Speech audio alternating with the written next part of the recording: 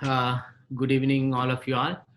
And first of all, let me thank the GPU and the president of GPU, Mr. Manolis, and also Mr. Said Al Samsi and my good friend Ria for having me here today. So today I'm going to talk about uncommon industries and cultures of Sri Lanka. You know why I selected this topic? Mainly because in Sri Lanka we have so many cultures and also so many industries exist. But some of the industries and some of the cultures are not visible to everyone. So it's kind of hidden, and also because of their ancient style, it's fading culture. So that's because of that, I decided to talk about these kind of cultures and the industries in this presentation. So this is the world map, and you can see how Sri Lanka is placed there. Normally, most of the people in the world, it's Sri Lanka is a bit of unknown because it's a very small, very greenery island, and our big brother is always there, India. And because of the smallness, the Sri Lanka is kind of hiding from the world. So in Sri Lanka, we have about 22 million approximately population in the country. And also there are about 4 religions mainly there: Buddhist, Christians, Muslims, and Hindus. Out of all these religions, the 80% of the people who are Buddhist. And also we have rich history and very rich culture, and also very helpful people. I know most of you all have visited Sri Lanka, and if you are planning to visit Sri Lanka in future, this will be much helpful as travel photographers. And also about the history, we have a 2,600 years written history in our country. So in this presentation, I'm going to talk in 2 segments. The first one is uncommon industries. The second part will be the cultures. So let's see what is the first culture that I have to talk about. So this is, I think, can you hear me, everyone? Yes, it's good. okay. Okay, great. So we can hear you very well, Pandula. You can continue. If thank something, if there is a problem, Mr. Said will take care for that. Okay. Okay. Okay. Thank you. Okay. Sand mining. This is one of very ancient industry in Sri Lanka. According to the statistics in Sri Lanka, the consumption of sand, it's about 7 to 7.5 million cubic meters per year. To support that, we have main 4 rivers in Sri Lanka, and so many other small rivers as well. But most of the sand is coming from these main 4 rivers. But unfortunately, one river has banned totally for sand mining due to the environmental issues. And the other 3 is always open to do sand mining, but there are so many restrictions. And earlier days, the whole 5 days of the week, everyone can work under license. But nowadays, it has been restricted to 2 days per week only. So before I do this story kind of thing, normally what I do is I do a visit before the shooting day just to get the information out of it.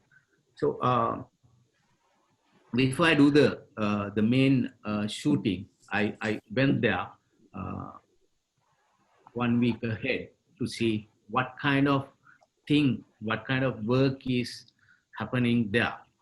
normally these people start work at 6 o'clock in the morning. So why I gather all this information is these, as I said earlier also, these industries are hidden. You can't see this openly. Even I know the most of the Sri Lankans, they have not seen these kind of things openly. So that's why I went there to see what kind of procedure they follow, what kind of work they do. That became very easy for me when I went there for the final shooting. So normally these people start work at 6 o'clock in the morning. They have only 2 days per week. That is Monday and Wednesday. So the particular day I went there around 5:30 in the morning, and I rented a boat.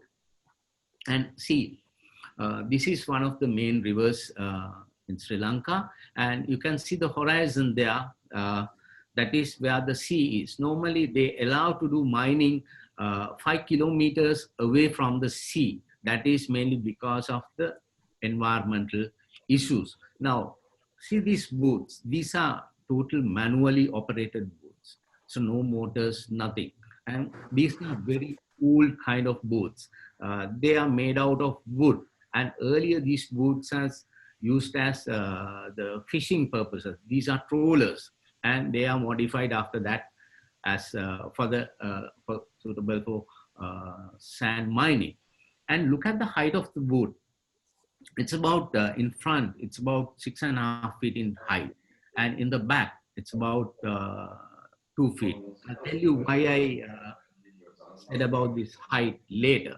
And also, since they are doing a manual operation, they are not taking the middle of the river, because the middle of the river is very deep.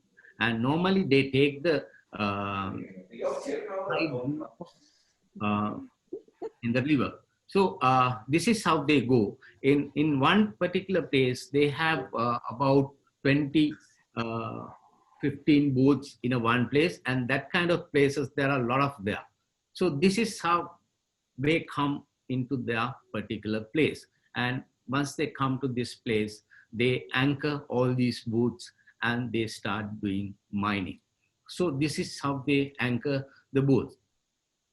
Normally, every boat is allowed to go only two persons. I have seen some boats are carrying 3 persons, but if you got caught, it's severely fine. So normally they go as 2 persons. Now see how they dive. Normally they have to dive about 18 to 20 feet deep. One person need to dive minimum 500 times.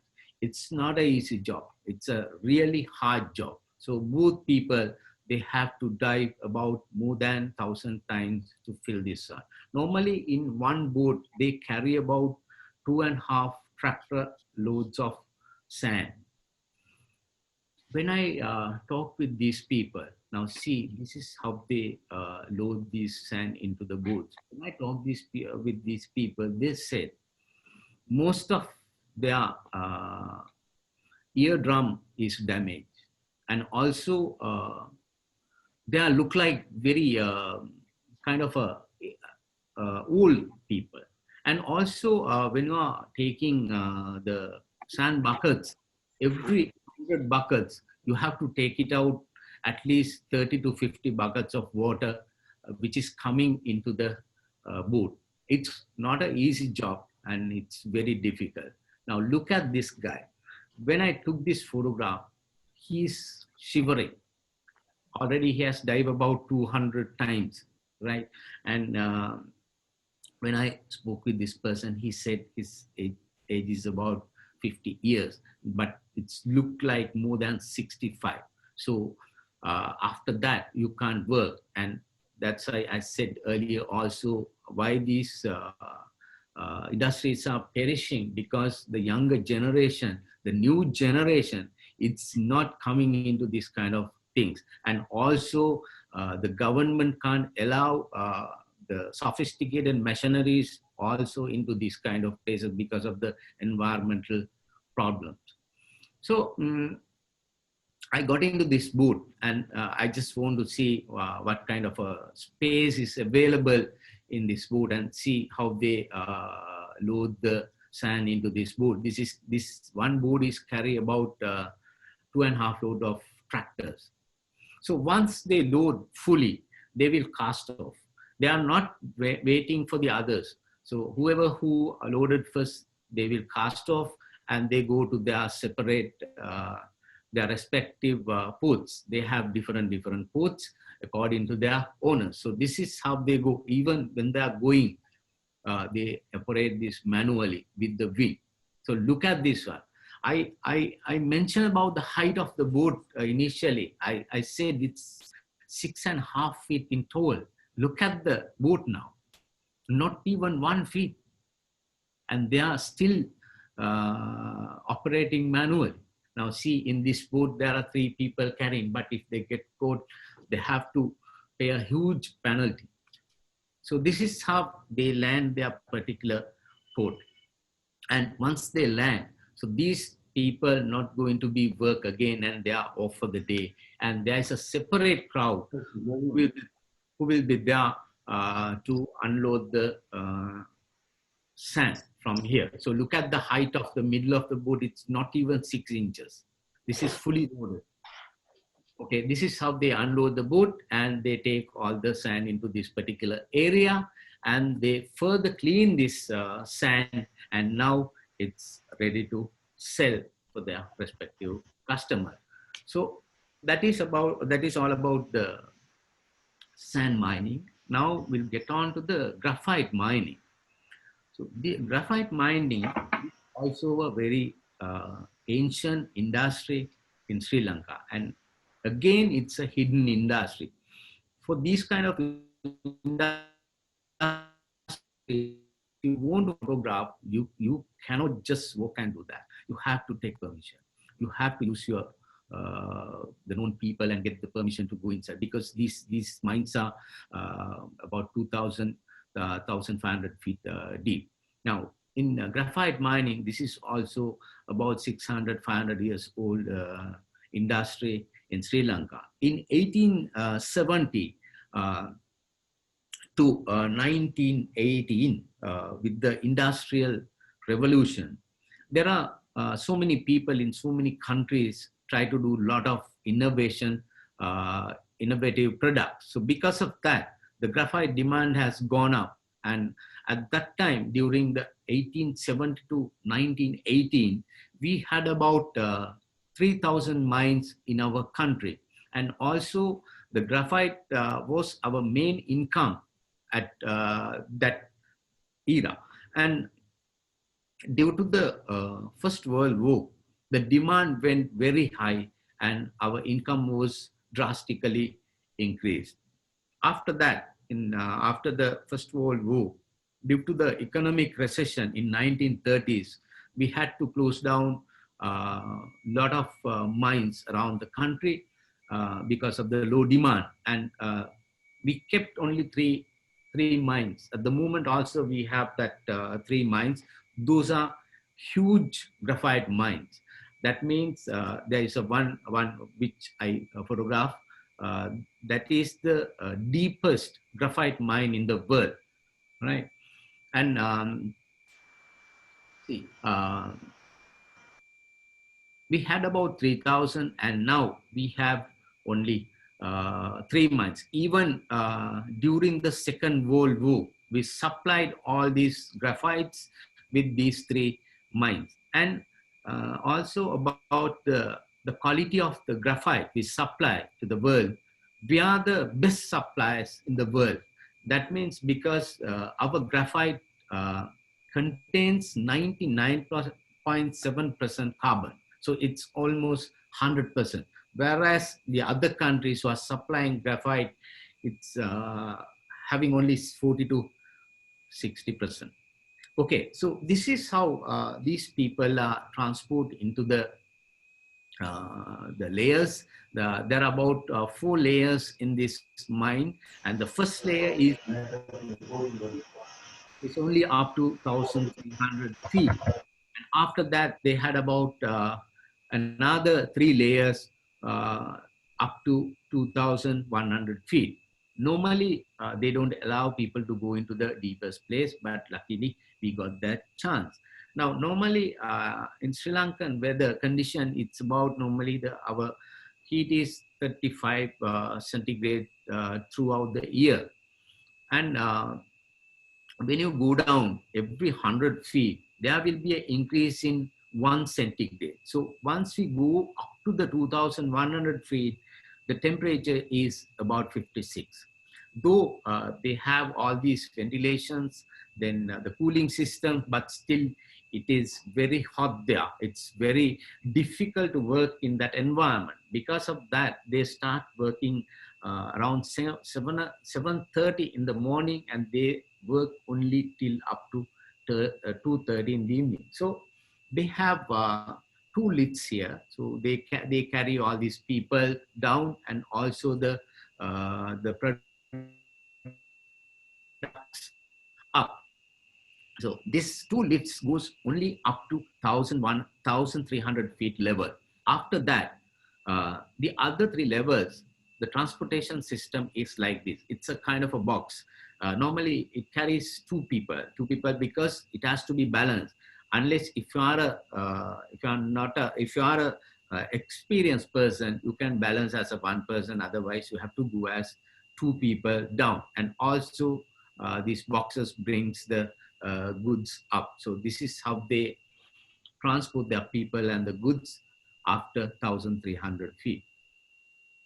Okay, you can see all these tunnels. This is the first layer of 1,300, and they have so many tunnels inside, joining with the other tunnels as well. And also you can see this railway tracks that is for the mainly transport their goods near to the lift. And see what this person is doing is he's searching for graphite stretchers. So with the help of this machine, he has to locate the graphite stretchers. Normally the graphite is they are in between two stones. So once they locate the system, they have to drill it. They have to break the stone. And what they do is with this kind of machineries, they do the drilling part and they fill that hole with explosive and explode it. And after that, they will get all these graphite out. Normally in these floors, they have separate workshops. If there is any fault in the machines, you can do the repairs. And also, if you want to do any kind of modification into your tools, you can do it in that kind of flow. You don't have to send it up and then take it back. And also in these floors, they have cafeterias, all the other toilets and everything is there.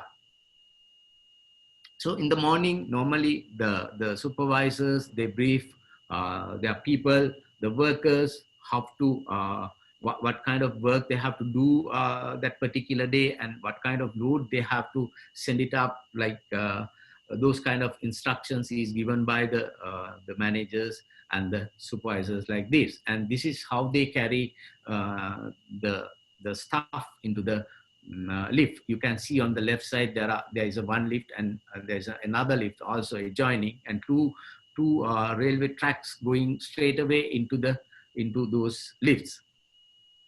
And once the graphite has come up to the factory, what they have to do is they have to crush it up according to the customer needs, because some customers, they ask dust. Some customers, they ask pieces, say 1 by 1 or 2 by 1 inches. So according to their needs, they have to crush it this thing. And then they will further sort it out, because the graphite can be mixed with the stone. So they have to take it out the stones, and the pure graphite will be packed after this, and it's ready to ship. So this is how the mining industry is working like. So let's see what is the gem mining. This is one of the ancient industries in Sri Lanka. And it's our written history says it's well older than 2,600 years, because in 12th century, uh, the Marco Polo said in his letter, Sri Lanka is a very small country, but it's very beautiful. And also, not even from the main rivers, even from the smaller water channels, they find precious stones. That is what he said in 1292 in his letter.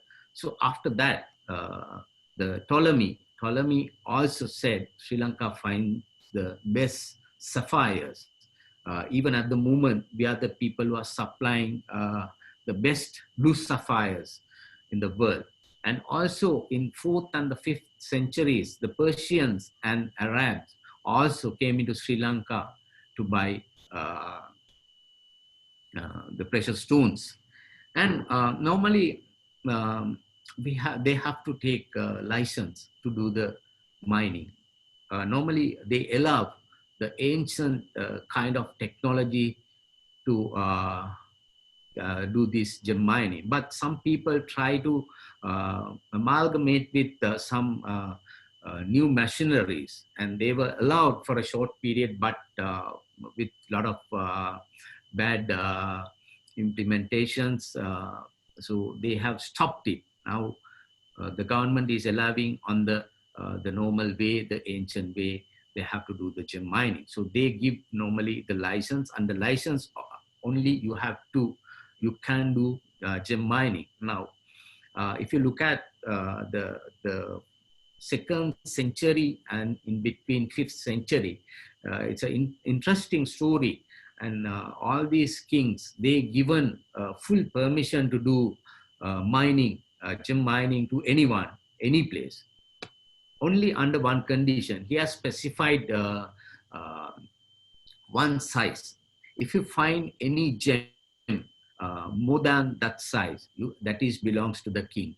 All the other gems belongs to the people who are mining. They can do whatever they want. They have to give that back to king if they find more than that size.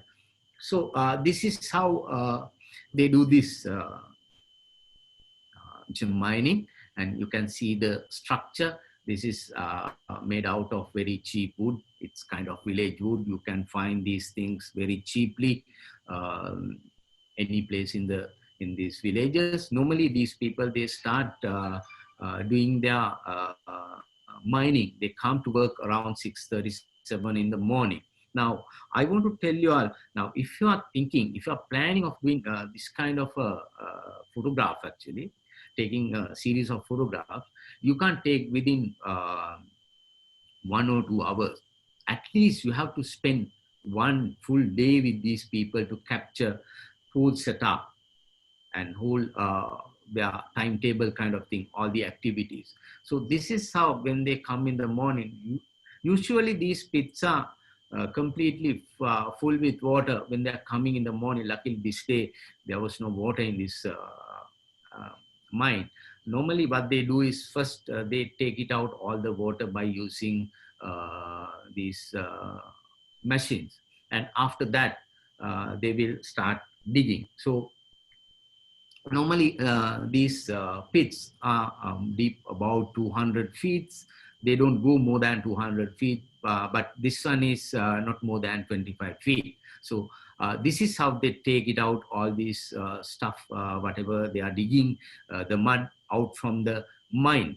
And according to the size, there are about 2 people, maybe sometimes 4 people go inside the mine and send all this mud up. And this is the mechanism they use to take all this mud. Normally, once they go inside, and they won't come out unless for the tea time and the lunch time. The whole full day they are digging inside. And look at the architecture of this one. It's very beautiful, and it's made out of all wood. So after that, in the evening, what they do is, this is the most important part. Once they get all this mud out from the mine, they wash it. So normally, when this is happening, the owner of the mine always be there, because this is the time they find all these gems here. So they have to wash all these things. So this is happening in the evening. That's why I said you cannot photograph this kind of things in 1 or 2 hours. It has to be actually one full day. You have to stay there. Look at this person, and he is full of mud and he is enjoying. As I said earlier, the other industries, the younger generations don't involve in those industries, but the mine, the gem mining, they like to involve with that one because of the money. So if you find one gem, it's enough for the whole life. So that's why all these youngsters are coming in, and so after all their work, what they will do is they will have some kind of a playing session. So this is called Madraga. So this kind of things happening until about 6:30 in the evening. So you have to spend one full day with them to capture all these photographs. So the fourth one is the salt harvesting process. I think I know you all must have seen a lot of saltons in your countries as well. But because of the hugeness of the area, you can't see those people who are working inside. And also these places are not permitted to go inside as well. And this is also a very difficult job, and not these youngsters coming in. Most of the people are very old people who are working here. Because of the heat, these people are same like graphite mining. They start work at 7:30, and also they stop work at 2:30. You can't stay in these saltons after 2:30 because of the heat. And also Sri Lanka is one of the luckiest countries to have the main two raw materials free of charge throughout the year. The one is the salt water, the other one is the energy source. It's free of charge. Because of that, we can produce at a very low cost the salt for the human consumption. So once they come early in the morning to their office, this is kind of briefing is happening with their manager or the supervisor. He will detail what kind of work they have to do, what kind of areas they have to take in control, because they take area by area, because these are very huge areas. You cannot work everywhere in one time. So they will be restricted to one particular area, the second day, the other area. So these are called salt evaporation ponds. So once it comes with the salt water, and they mix up with the chemicals, and they kept this thing nearly about 3-4 weeks. Now, if you look at this water kind of thing, it's not water, it's fully dried, and you can walk on this. Now, let me tell you, I didn't tell you anything about the cameras and the lenses, what I have used. So all these pictures are taken during a period of 1 month, except one culture. Now, for this shoot, I used actually 4 lenses.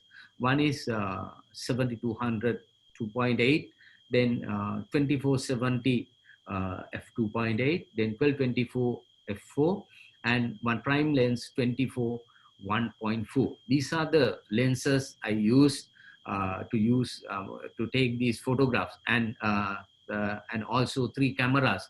One is A7R4, and A7R3, A7 III, and crop sensor Alpha 6500. So with those 3 cameras and these 4 lenses, I captured all these images. Normally, I used this 70-200 when I want to take portraits. And also the aperture is normally I'm keeping when I'm photographing the travel photographs, it's 9 to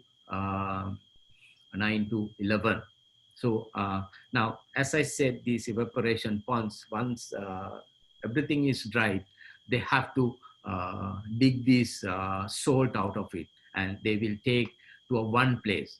And they have lot of ponds like this. So that's why I said for a day they can work only on a one place. So after that they will go to some other place. So once they collect all these salt in particular areas, they have to take this salt manually with this basket to the tractors. So this is how they transport all these salts into the tractors like this. And once these tractors filled, and they will take these the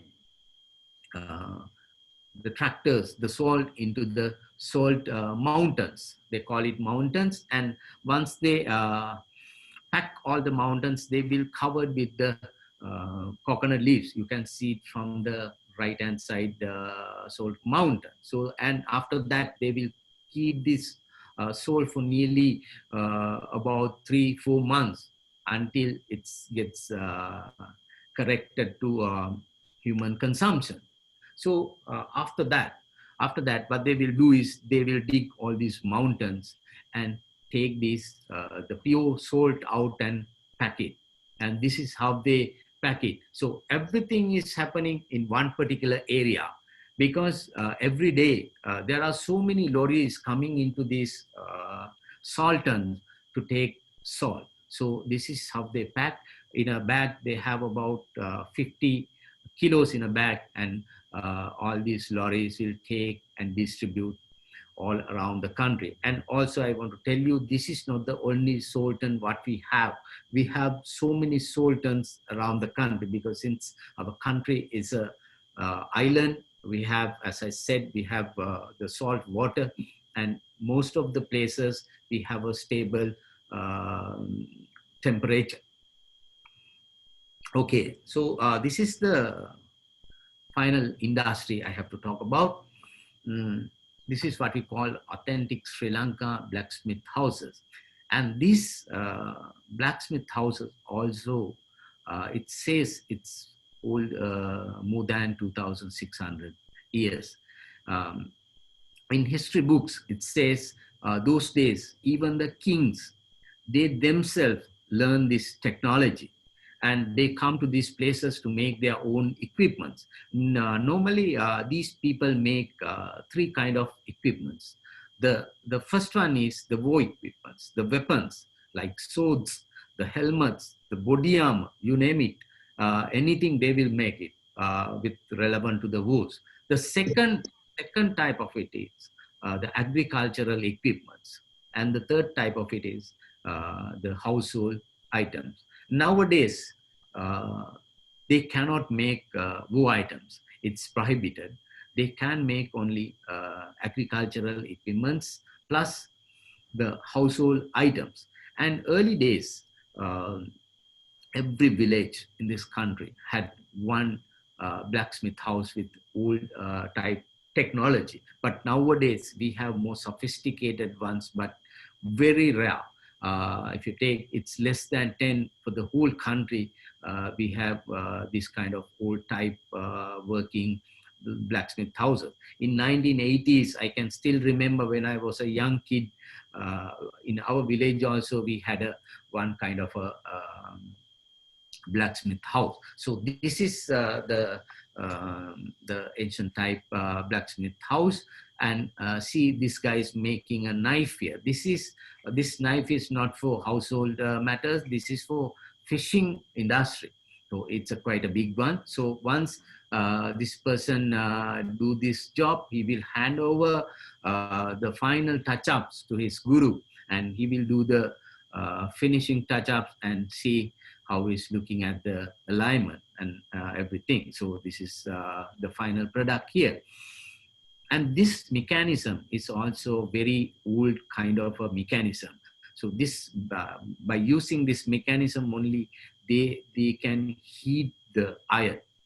right? So see, this is how they heat the iron. Once the iron is heat, they have to hammer it up to take the relevant shape. So if it is a smaller one, the single person can handle it. But if it is a bigger one, so both people will start doing hammering. And see, with this picture, this wide angle picture, you can see the whole shop. It's not a big one, it's a very, very smaller one. And it's kind of very untidy as well. And this is the final touch up for the it's kind of a handle they are fixing into a knife, and it's also a heat process. Now see, that's why this much of smoke is coming out. So this is how they make all their equipments nowadays. But sad part is this is also a fading culture, because the younger generation is not like to work in this kind of environment and this kind of technologies. So they are going into the new technologies with new kind of shops. So that's it about the uncommon industries. So let me talk about three cultures. This is also actually it's not visible, but some can argue the Buddhist culture is very much visible. But let me tell you, the topic is Buddhist culture of small monks. I know you all have visited Thailand, Myanmar, or Sri Lanka, and wherever you go, you can see the Buddhist monks and also the temples. But you all doesn't know what is happening inside, especially with the small monk, because the Lord Buddha said the Buddhist philosophy is going to be long last 5,000 years in this world. And Sri Lanka is the main country who is going to protect that until 5,000 years. So because of that, and also the 80% of our people are Buddhist. So this is very important culture to Sri Lanka. So what I'm going to talk about here is not what you see from the outside, and this is about the small monks, how they spend their day. It's very important. Now, this kind of project you can't do in one day. The first visit, I have spent 4 full days with these monks, staying in the temple, and I have visited so far 4 times and captured so many images what they are doing. Because since they are not models, we cannot force them to stay like this, stay like that. So these are the real images what they are actually doing. Now, first of all, if you want to become a monk, it has to be necessary 7 years of age. And also you need to take the permission from your parents, or if you don't have parents, from your relations. After that, only you can become a monk. And the system, what they're following is highly disciplined, and it's a bit difficult. So there is no hard and fast rules that you have to stay in here. If you don't want to stay, you can go back. Okay, now see how their timetables is. Like they have to wake up early in the morning. Everybody will wake up at 4:30 in the morning. Not even the small monks, even the bigger ones. They have to wake up in the morning. They take a wash, and after that they will have a coffee or tea. Then 5 o'clock, these smaller monks, they have to go out and find flowers to worship the Lord Buddha. Now see, this particular temple, these people, they are coming to the lake, and they will cross the lake with this boat and go to the other side of the village to take flowers from there. And also the villagers are very happy to give them every day this particular flowers to take back to the temple. So this is how they work, but this is not happening every temple. The system is same, but the way of doing is different. It's according to their places. So after that, once they come back to the temple, what they have to do is they have to clean the the whole temple inside as well as outside before prayers. So, and after that, they will go for the morning prayers with these flowers and everything. This is not only for the youngsters, even for the others, it's same. So they can do praying, and also if they want, they can do some kind of meditation as well. So after that, it's the breakfast time. There are two ways of getting breakfast, and one is the villagers will bring the breakfast into the temple, or the second type is they will the Buddhist monks will go house by house to take the breakfast. Normally, it's a rule. Uh, the Buddhist monk, they cannot cook. The villagers have to feed them, right? So they, under any circumstances, they cannot cook. So after having their breakfast around 9 o'clock, they can go for bath. So it's about 1 hour, 1.5 hours time. They can do their washing of clothes and bathing or whatever it is. It's up to them. So after that, they have to do homework, the previous day's homework. The high priest will always help with these young monks to teach them Buddhism, apart from the monastery school. So after that, it's the lunch time. Normally, the Buddhist monks need to take the food before 12 o'clock. After 12, you cannot take any food.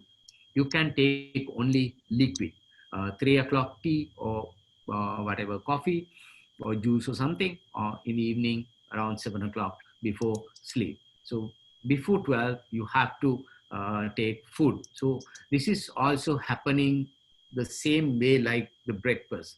Sometimes the villagers will take the food inside the temple, or otherwise the villagers will take the Buddhist monks into their houses and feed them. So this small monk has gone to his lunch and coming back to the temple. And when they get the food into the temple, this is how they have their lunch here. So after 12, it's all finished. Then they have to go to the monastery school.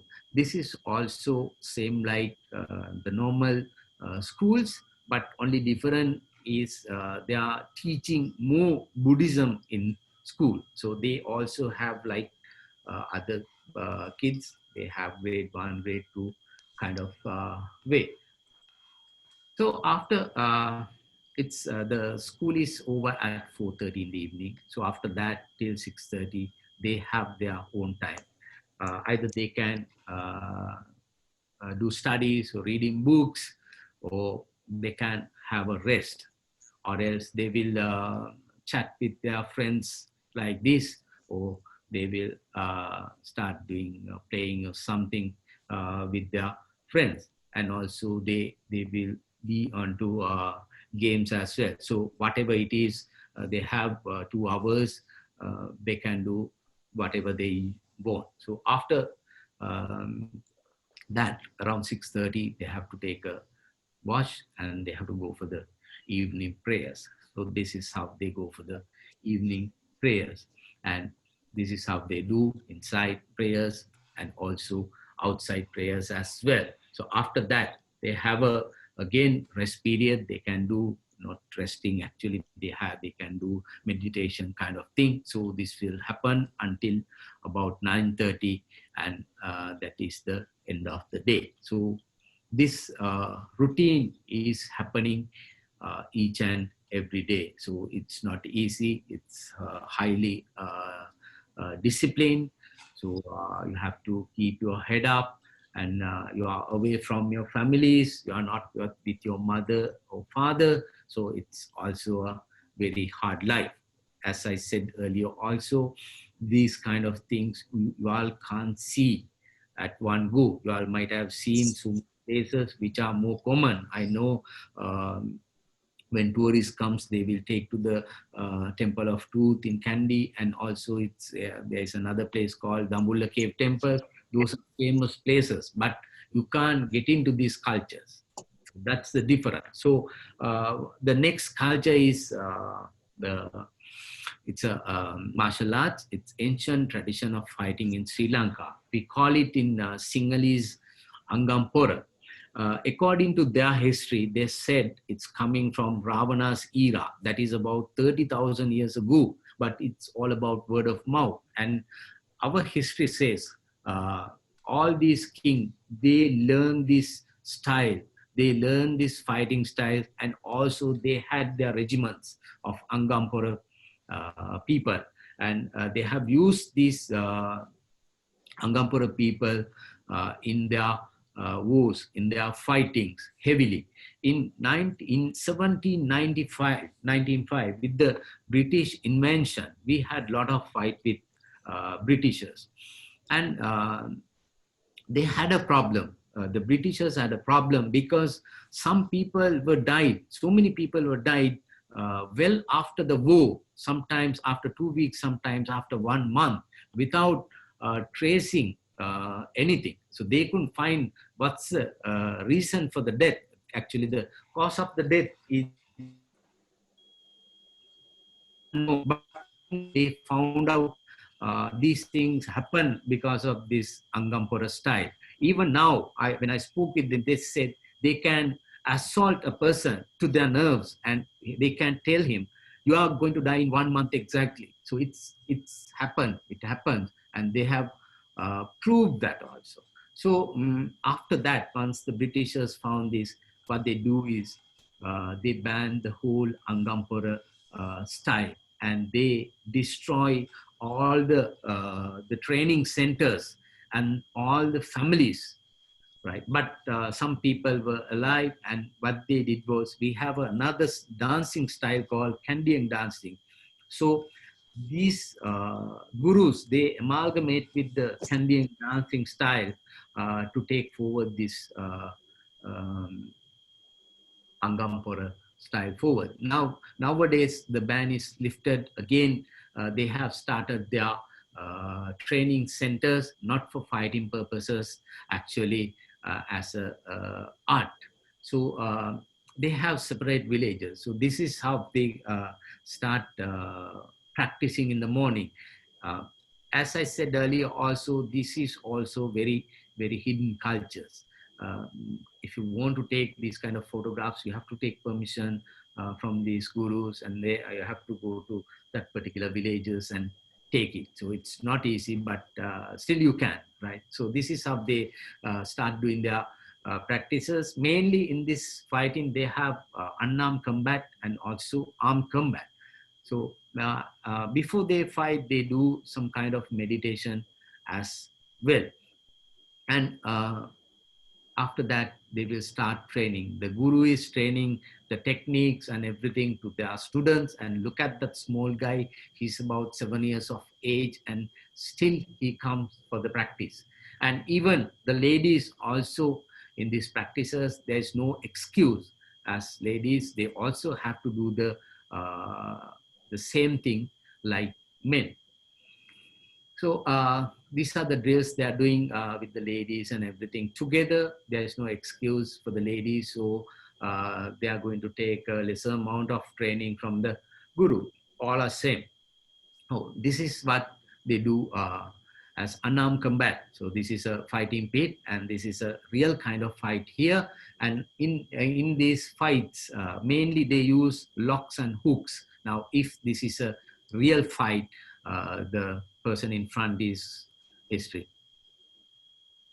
Now see, this is the armed fight, and these are the weapons they're using during the fight, and swords and the other things. And this lady is more than 55 years of age, and she's very strong, and she's fighting with men equal strength. And this is some kind of testing of strength. And this pot is full with water, and every person has to lift this pot 5 times. And look at the face of this young guy. He's looking at that person. Even I saw this through the lens, like he was crying. It's not easy. It's a very difficult thing. So this is how they train themselves. And after that, after training, they have some kind of a debrief session in this resting house. They talk about everything what they have learned that day, and they will. Some people they stay in these villages, and some may they go home. Okay, now I am into the last part of the culture. The Sri Lankan Gypsy people. So they are also very ancient people. They speak Telugu.